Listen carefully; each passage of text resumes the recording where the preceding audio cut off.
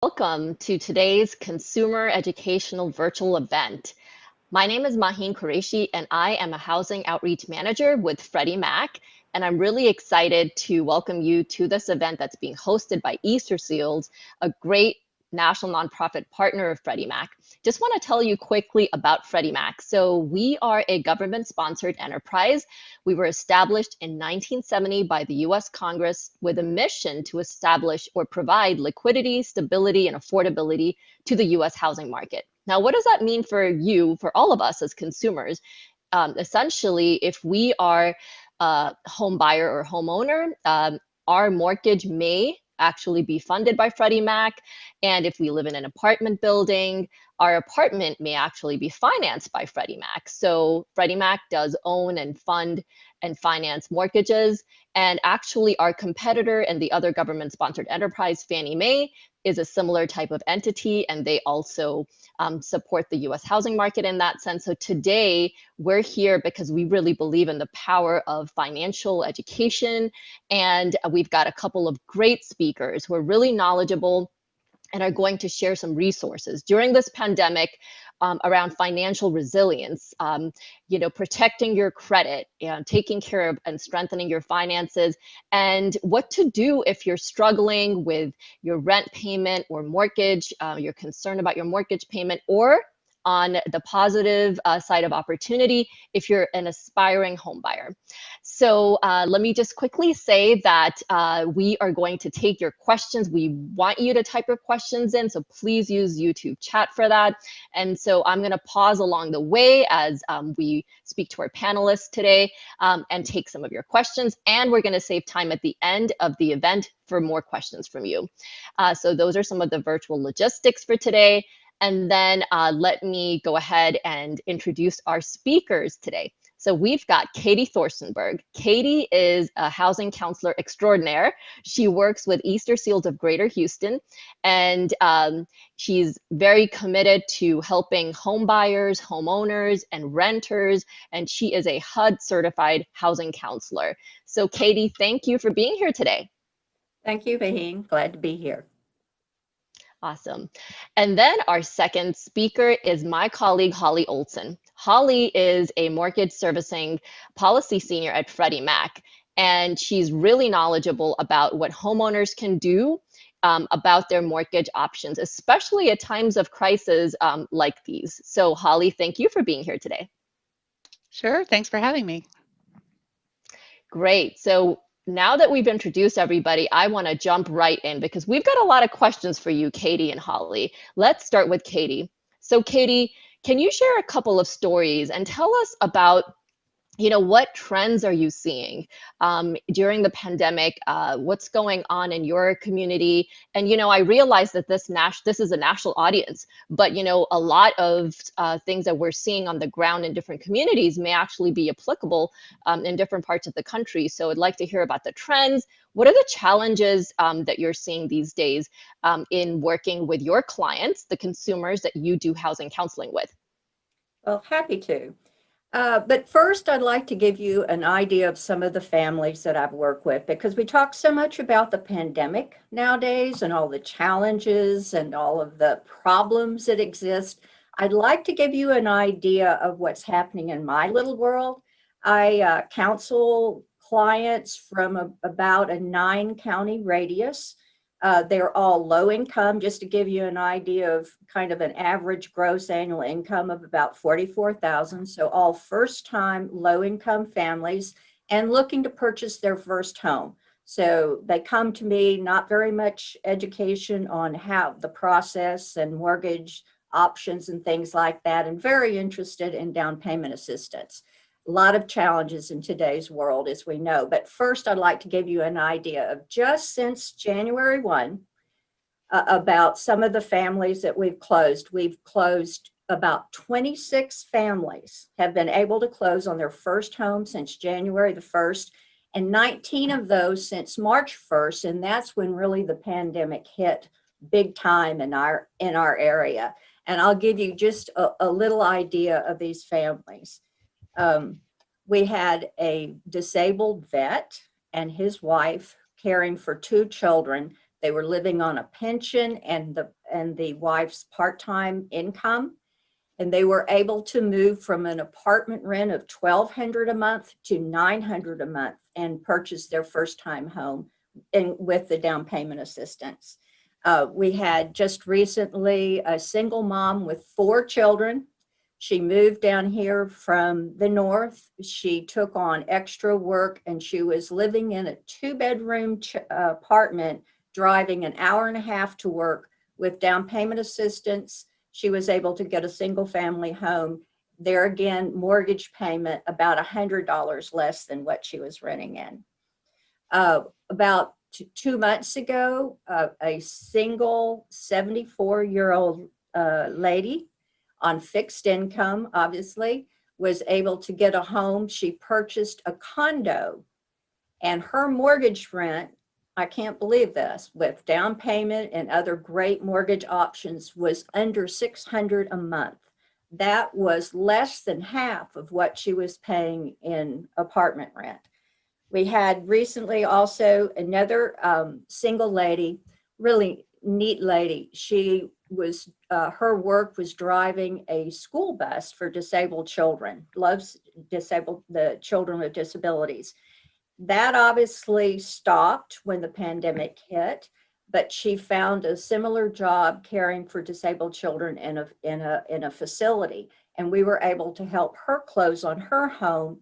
There again, mortgage payment less than her rent.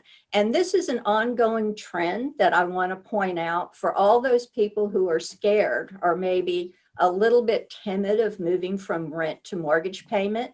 If you do it, if you work on all the things that you need to work on, and that's your budget, cleaning up your credit, reducing your debt, making sure your income is pretty stable. Use all of the best mortgage options out there, and there's so many great mortgage products and great down payment programs. You can generally get into a mortgage payment which is less than your apartment rent, and that's a fixed payment for 30 years. Isn't that great, that feeling of stability of having a roof over your head? So all that being said, that's the great part, and I love to see that.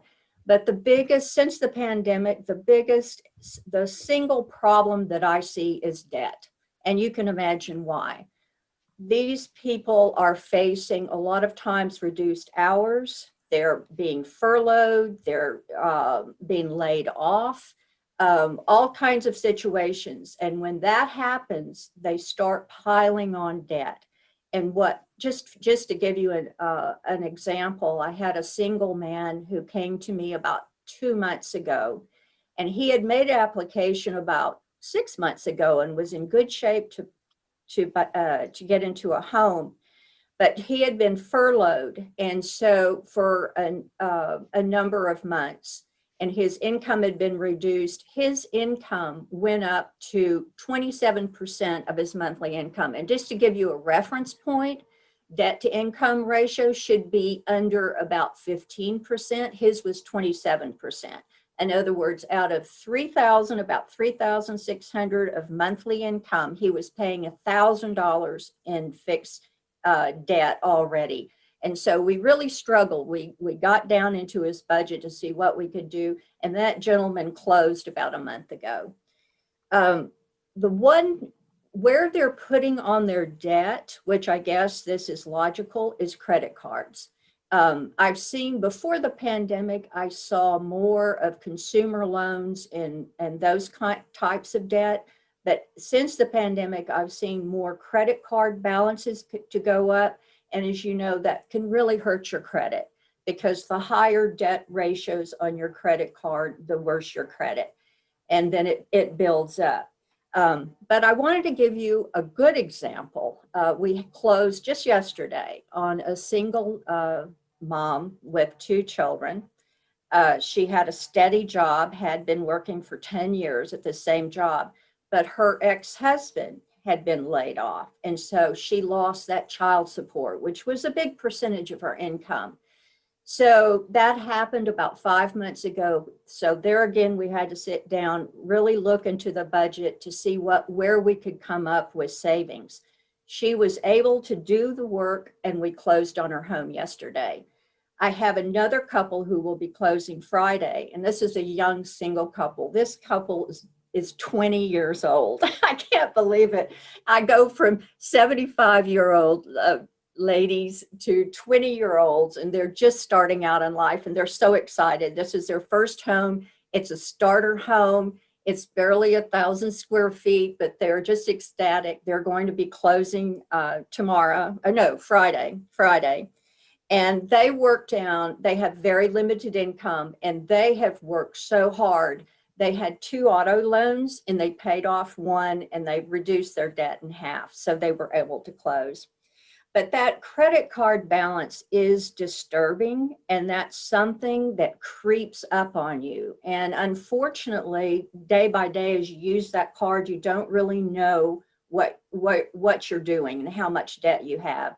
And I think that is going to be the major single issue of getting these families into home, is reducing that overall debt and getting them to pay off some of those credit card balances and other things like that. So those are the things that I'm faced with right now. It's the same old things we talk about all the time. Reduce your debt, keep your income steady, and then be very careful about researching your option into mortgage, different types of mortgage products and down payment assistance programs. Wow, you're a wealth of information. Thank you so much, Katie. And also those stories of your clients that you're working with are really encouraging despite all of the, kind of downer type of news we hear these days. So that's good to hear about the silver lining. Let me ask Holly a question here. So Holly, first of all, you are in the mortgage servicing team at Freddie Mac. So please tell us a few things and kind of try to help us out with this mortgage industry jargon. What does it mean to even work with a servicer? And I know that forbearance is a term that's being thrown out there these days as an option for homeowners who are looking for some relief or assistance during the pandemic. But please tell us about forbearance and just what are the options available to homeowners during COVID-19 or even other sort of crises or life challenges. Okay, sure. Thanks, Maheen. So to start at the very beginning, servicer is who you send your mortgage payment to. So even though Freddie Mac or Fannie Mae may own your mortgage, you're writing a check to Wells Fargo or Chase or Citi or whoever it may be. That's your servicer, the person you send or the company you send your check to once a month.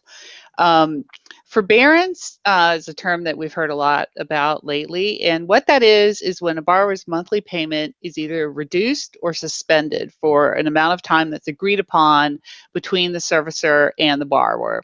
So it can be anywhere from 1 to 6 months to start with. If it turns out that the borrower or needs more time, it can be extended to up to a year. And we're going to get into a little more depth about that in just a minute. But one important thing to note is that once the forbearance period is over, you do have to repay all that money that was put into suspense. And again, a little later, I'll talk about all the options for that because it's not a one-stop kind of pay it all back at once. We have a bunch of different ways you can do that. So to continue on, I'll talk a little bit about the CARES Act. And what the CARES Act stands for Coronavirus Aid, Relief, and Economic Security Act. It's about $2.2 trillion in economic stimulus that was passed by Congress and signed into law back at the end of March this year. And of course, that was in response to all the economic fallout from the COVID-19 pandemic. It touches a lot of different areas of the economy. I'm just going to very briefly tell you about how it impacts the mortgage industry. So some of the things that it does to benefit borrowers who are having trouble paying their mortgage is that under the CARES Act, your servicer must suspend all foreclosure actions, and that includes foreclosure sales and evictions. That term has just been extended through the end of December 2020. So no foreclosure actions can take place before then. You also have a right to have a forbearance for up to 180 days, and then one extension for another 180 days. So a total of a year. you have to contact your servicer, again, the company where you send your payment, in order to request this.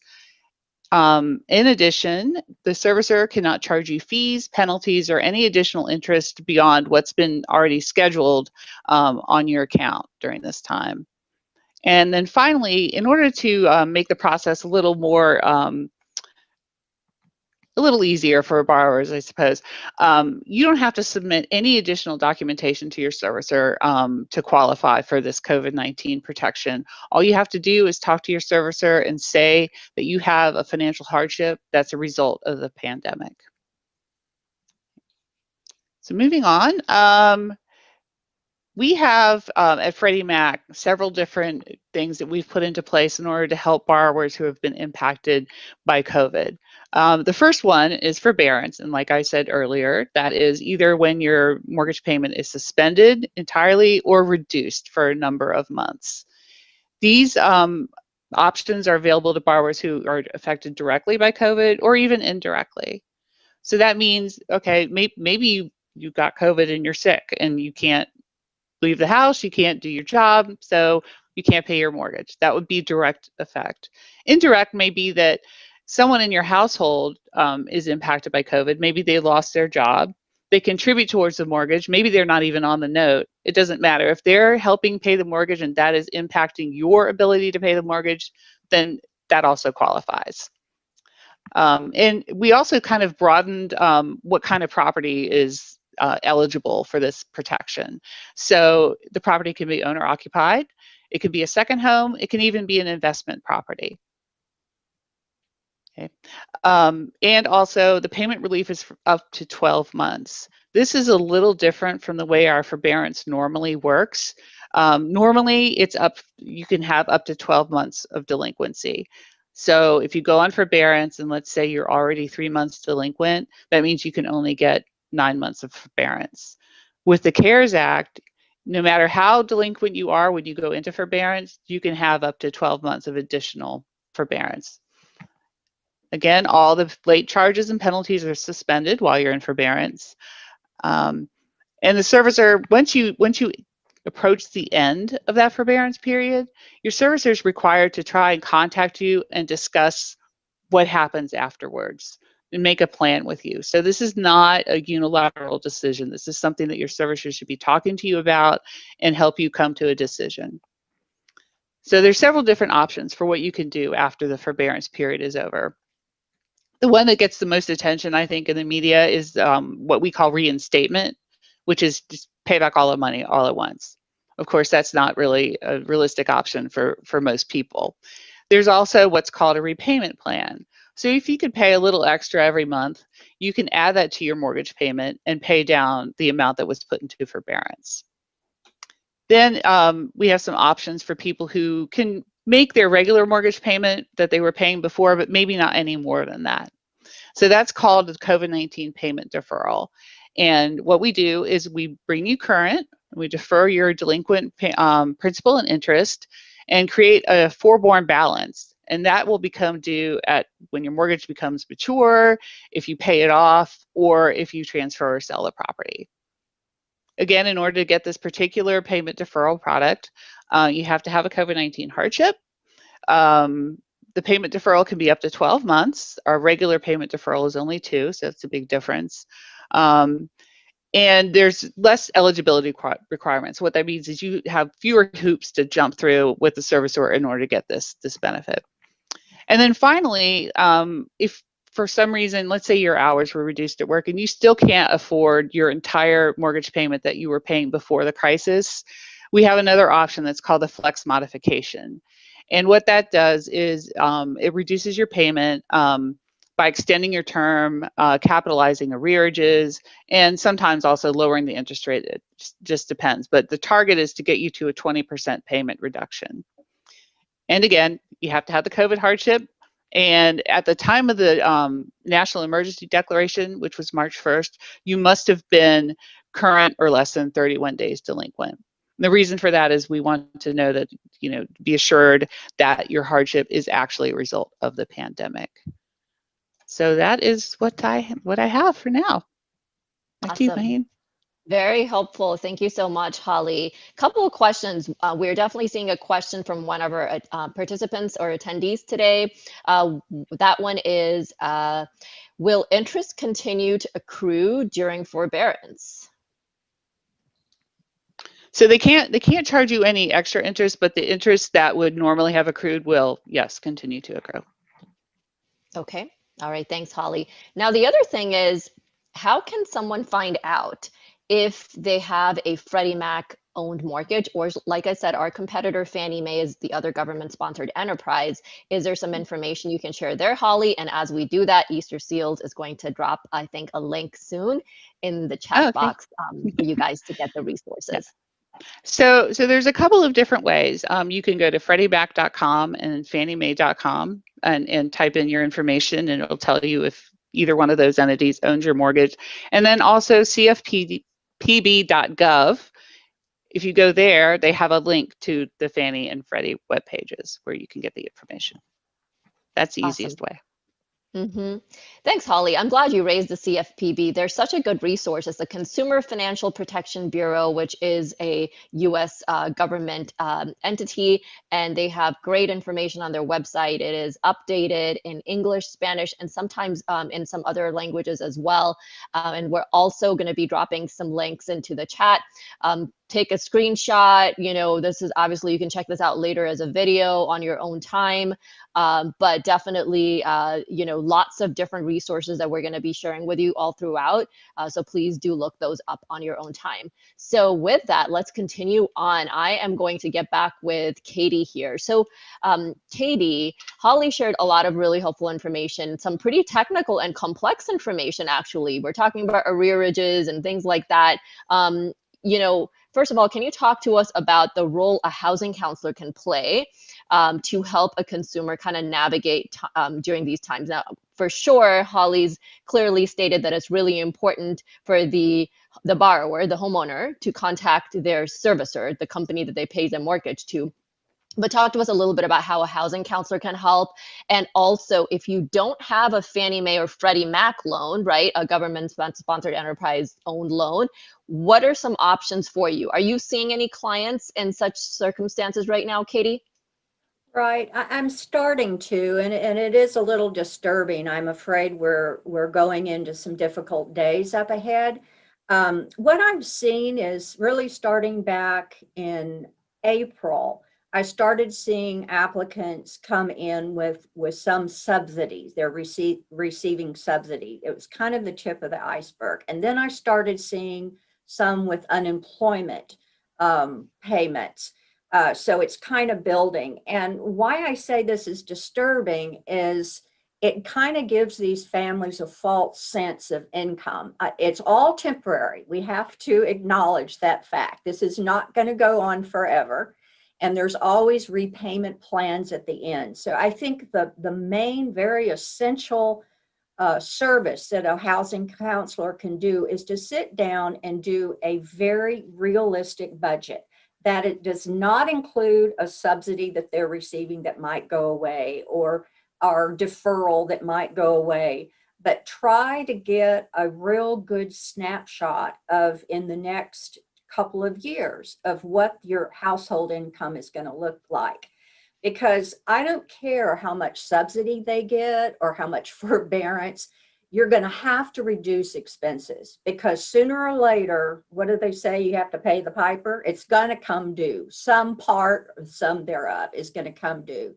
So the families that I talked about today, the ones that closed, those 26 families, what about 6 or 7 of them had been receiving a subsidy, and what they did with the subsidy made the difference. They took that subsidy, they reduced their overall household spending, and they paid down on some of their credit card balances. So it wasn't like the more subsidy they got, the more spending they did. And honestly, in today's virtual world where everything, you don't see the money, it's all credit card and virtual and all of that. It's very, very important to sit down and look at your budget. And I'm sorry, I'm kind of old school here, but when I say budget, you really need to look You know, we used to teach needs and wants. I don't think anybody talks about that anymore, but I hate to bring it up. But when you look at a budget, you have to really look at what do you absolutely need to spend on, and obviously it's going to be food, shelter, utilities, those kinds of things, and what do you just want. So along with all these wonderful government subsidies and products that are coming out. And I completely approve of all of them because they give you a breathing space to kind of pause and not get so behind. But that means at the same time, you really need to bear down and look at that budget and start planning for real life scenario, which is going to happen after next year.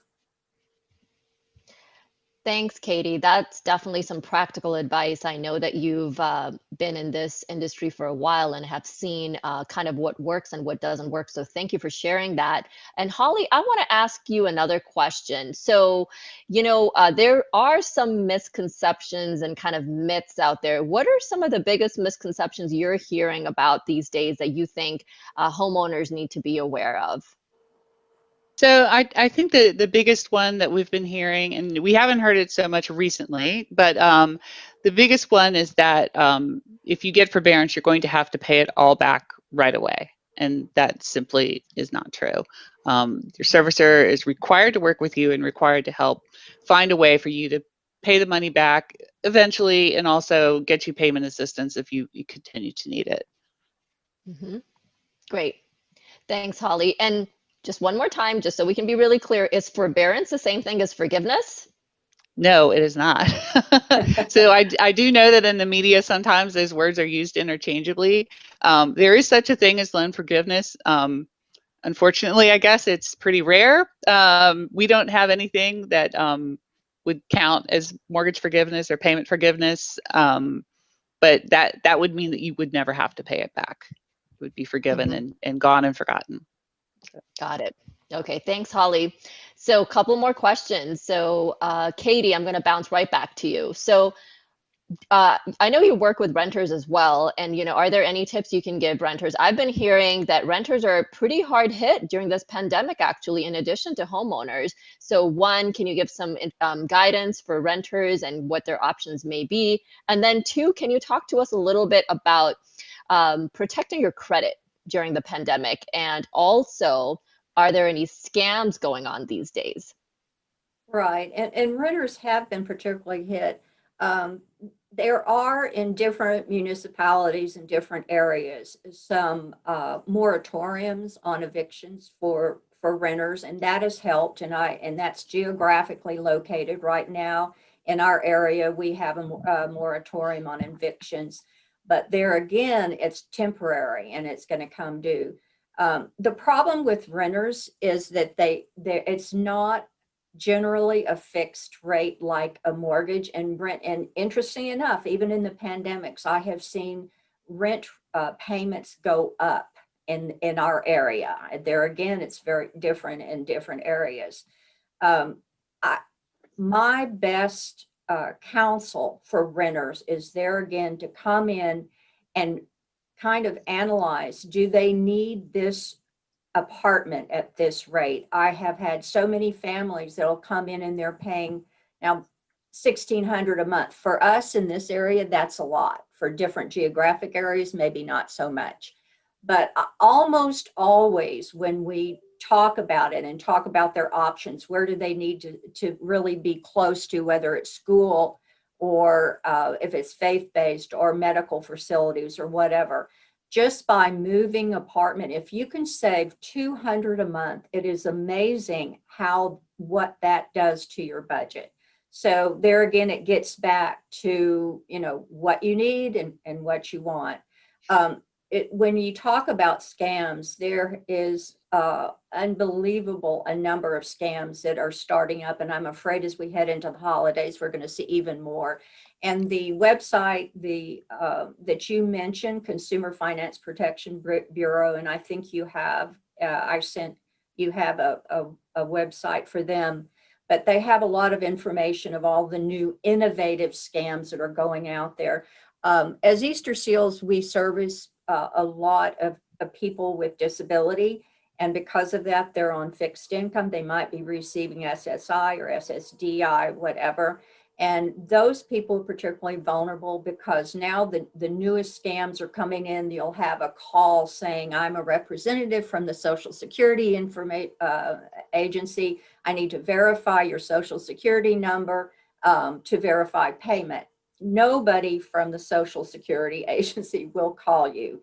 And that was the number one tip from all of these websites is do not answer. Well, first of all, don't answer the phone, period, if you don't recognize their number, and then never give out your Social Security number over the phone. I do want to say this about credit cards. When we're counseling how to reduce the debt and they've built up too much debt on their credit cards, you can write to the credit bureaus or to your creditors and ask for a reduced payment schedule. There is a special letter you can put together. You can describe your circumstance. Obviously, we're in a time period now that we're hard hit by many sides. You can tell them you've worked out a budget and you would like to create a new payment plan and reduce the payments on that credit card. And that has helped some of my clients. Usually you can get it reduced for about 6 months. Obviously you have a payment plan, so that debt is not going to be completely forgiven. It's not going to go away, but at least it gives you some breathing space to kind of get your act together and get your income on a regular basis. So I would counsel, especially renters, they have a particular time with their credit card debt, is to go to that option, and at least it'll give them some time to get their expenses in order. Great. That's great, Katie. Thank you. I was just pulling up a site here. Again, you guys check out the links that we're dropping during the virtual event today. My Home by Freddie Mac is a website free to consumers. It's got information on housing, whether it's rental, home buying, home ownership, and some of the topics we're talking about, how to get help, as well as, what if you have been a victim of a scam. So to Katie's point, again, Consumer Financial Protection Bureau, lots of information there, including about scams. And they do have a page that's also dedicated to information about credit protection during coronavirus. And again, remember the CARES Act. Under the CARES Act, you do have rights. But one thing about credit is I learned this through the Freddie Mac Credit Smart program, which is a financial capability, financial education curriculum, is even though we have rights as consumers, right, that protect us in different ways, it is really also on us to monitor what's going on with our credit. So in general, whether it's during the pandemic or outside, one of the great resources is annualcreditreport.com. It's the only federally authorized place where you can pull your credit report once a year from all three major credit reporting agencies or credit bureaus, Experian, Equifax, and TransUnion. And during the pandemic, I was just on their website the other day, they're actually offering that free credit report more frequently than once a year. It's normally once every 12 months, no matter what time of the year you do it. And that's one way. It's not going to give you your credit score, but you're going to get to see what's in there because it's pretty common to find errors in your credit report. And then again, working with a financial counselor or housing counselor can be really helpful. So like we were talking about earlier, how do you even find a housing counselor? So again, there's a link. One good way to look one up in your area is by going to the Consumer Financial Protection Bureau's website and looking up a housing counseling agency that's HUD approved. Another thing is Freddie Mac on our My Home site that I mentioned, which is myhome.freddiemac.com. You can also access the Borrower Help Centers and Network, which is essentially we have partnerships with various HUD approved housing counseling agencies. And if, of course, during the pandemic, everyone is really providing services virtually or telephonically. And then there is a borrower help network that is In Charge Debt Solutions is the name of the company, and they're available for anybody around the country. So you can contact them as one such resource. There are others as well. And for example, they do debt management plans, credit counseling, financial counseling, and housing counseling. So I think the key takeaway here is there are definitely reliable resources out there, including the HUD-approved housing counseling agencies. And then I will also mention National Foundation for Credit Counseling. So if you're looking for a credit counseling agency, again, you're concerned about, Katie talked about debt being a big concern for a lot of people, debt and credit. Again, if you want to look one up that is reliable, check out the National Foundation for Credit Counseling, their website, and then you can find an agency through them as well. So just various options. The good news is that there are resources available. And sometimes people will just go for a credit repair company that is really kind of a for-profit entity that might be offering quick fixes to your credit. If it sounds too good to be true, it pretty much is too good to be true. So the good news is that you can rebuild your credit, but it does take some work and some time, and you really don't need to be paying some exorbitant amount of money to rebuild your credit. So we definitely encourage you guys to check those resources out. Now with that, we have a question from one of our participants today. So let's see here. How bad can an eviction affect the credit score? Are there any solutions to pause a current court order? Katie, do you have any insight on that? I do not. I have not seen that in my world here. But I would say that you'd need to get a lawyer, a real estate lawyer, to help you with this. And during the COVID times, I would think that there would be some workout solutions. Mm-hmm. Got it. I can Thanks, add Katie. a little Yeah, to that Holly. if you'd like. Yeah, so I live in Washington, D.C., and I know that here that we have a court that is especially set up for renters, and I assume that other large cities have something like that as well, where you can go and say, this is what's happening, and they will get someone to help you. Okay, that's good. So I think, again, takeaway here is to look up your local resources. Again, I keep mentioning them only because they have many different specific pages for different topics, but the Consumer Financial Protection Bureau does have a page specifically for renters during the pandemic. So again, go ahead and peruse and find resources, and then look up your local resources too. So thank you guys for answering that question. And then I'm just going to encourage everybody, if you have more questions, please go ahead and ask them. And in the meantime, I'm going to throw out one more resource for you. And this is getting back to what Katie was talking about, which I'm encouraged to hear how many loans you have helped close, Katie, despite or during the pandemic, people are still buying homes. Interest rates are low, so in some family situations, they're able to get in. One resource that's free, and it's a robust, trusted online homeownership education curriculum or course, is called Credit Smart Homebuyer U, and it was created and launched by Freddie Mac this past January.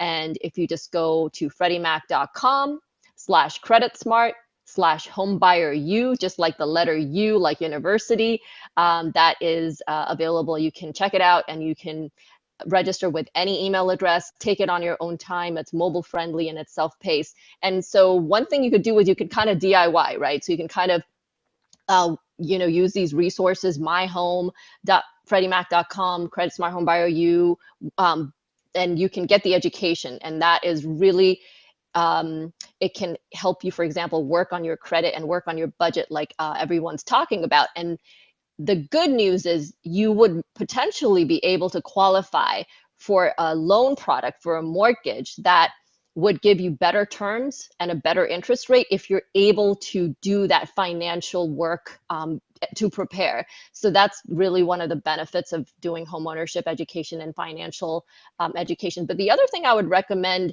is combining that, right? So you're kind of like, I took the course, now what? You want that one-on-one help and you want to work on an action plan. That's where a housing counselor like Katie comes in. So definitely feel free to combine that. do-it-yourself education with working with a housing counselor one-on-one, because they can really work on that action plan with you. So we've said quite a lot, and I just want to take another few seconds in case we get any more questions here. But with that, we're going to, I think, give one more opportunity for Katie and for Holly to make some closing comments. And I'm going to pause right here because I think we did just get a question. So let me check it out. So here's a question saying that certain consumers have expressed interest in leveraging the equity on their homes to temporarily increase cash flow using a refinance. What are your recommendations regarding this as a strategy? So let me actually go to both of you. So Holly, would you like to take this or pass this question to Katie? Well, I'll just say that that's definitely an option for someone if you're not behind on your mortgage. It's something you could do. But as far as the actual advice on whether or not to do that, I'm going to pass the ball to Katie.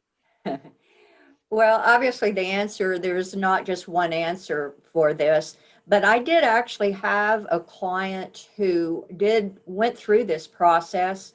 I had been working with him for about 6 months, and he was just over his head with debt. We really couldn't manage that. We looked into forbearance and all those other kinds of options. And he had been in his house long enough to build up enough equity, and he had good enough credit. So he was able to get probably the best cash flow situation by going to a refi. He was also disabled, so he could take a disability exemption on his property tax.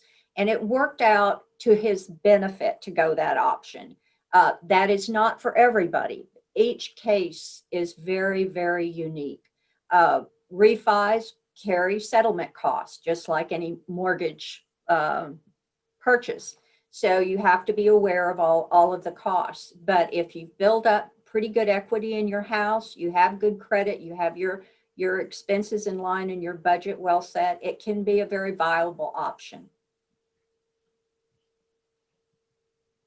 Awesome. Thank you, Katie. That's helpful. And so giving it a few more seconds here to see if there are any burning questions. With that, I'm going to pass it back to Katie to make any kind of closing comments, anything you really want our audience today to walk away with. Well, obviously, I have to make my final plug for down payment assistance. This is my passion. I see it work all the time. It works for people extremely low income. And you talked about education, your courses. That is a requirement for any down payment assistance programs. And there are so many out there. It changes all the time. I know across Texas, there's over 40 different programs. In different municipalities, they have their different programs. They all carry different guidelines. It can be for people with very low income up to people who have income of around 100,000. You would be amazed. So I really do have to make that final plug. And for people that think they cannot afford a house, you really need to start with, I think, a good housing counselor, and taking one of the home buyer classes is a good start to kind of get your feet wet and see what is involved. And if it's right for you, it's right. It's not right for everybody. I won't say that. But I have put people in houses with as low as 23,000 gross annual, and they are in a fixed rate house for the rest of their life. They're not going to be bumped out of their house because the rent goes up. And for a lot of people, this is just such a great blessing. So that's my plug. I totally believe in it. Whatever area you're in, do your research, find out what your options. You can combine down payment programs with the correct mortgage product, and it makes a world of difference in your life. Thanks, Katie. And I think I have to make a plug here now, piggybacking off of what you said. You just mentioned down payment. Isn't it true that a lot of people think you need at least 20% down in order to get into a mortgage? Can you tell us what it really is like? Well, now your own product, the Home Possible, is only 3% down. And if you have down payment, it covers all of the down payment and all of the closing costs. Most of my clients bring no cash to closing. They probably spend $500 to $1,000 out of their own pocket. These are people that have worked hard all their life, had great income and all of that, but have never had a chance to build up that amount of money that people think that they need to get into the house with. If you have your credit, if you keep your credit in line and your debt low, you do not need, what is it? Some people think 20%, 30%. Actually, in my father's day, it was what, 35%? I don't know, but we're not there. And we're very blessed with great mortgage products out there with very reasonable low down payment products. Awesome, Katie. Thank you. So that is one of the frequent misconceptions out there that we hear about. So we wanted to kind of dispel that. And then transitioning over back to Holly, do you have any closing comments? Anything you want our viewers to walk out with today? So I think the overarching message is that there's help available. And I would add to that, it's important to talk to your servicer. The servicer does, in fact, want to help you. They want to help you stay in your home, and they have tools to do that. And then I can just make a little plug for the hashtag that we see behind Maheen's head every time she speaks, which is hashtag help starts here. And it's a really cool interactive tool where you can step through and depending on your circumstance, it'll walk you through the whole process of getting help with your mortgage. Awesome, Holly. Thank you. Absolutely. Hashtag help starts here. It is interactive. I think, this is kind of an overwhelming time for a lot of people. So just to be able to break it down and be like step by step, what are the different options I have? Again, you guys check out the opportunities you have to work with HUD-approved housing counselors. Can't say enough about education counseling and organizations like Easter Sealed. I would suggest, if you can, please share this video later on with your family and friends. And we thank you so much for joining today and for your good questions. And with that,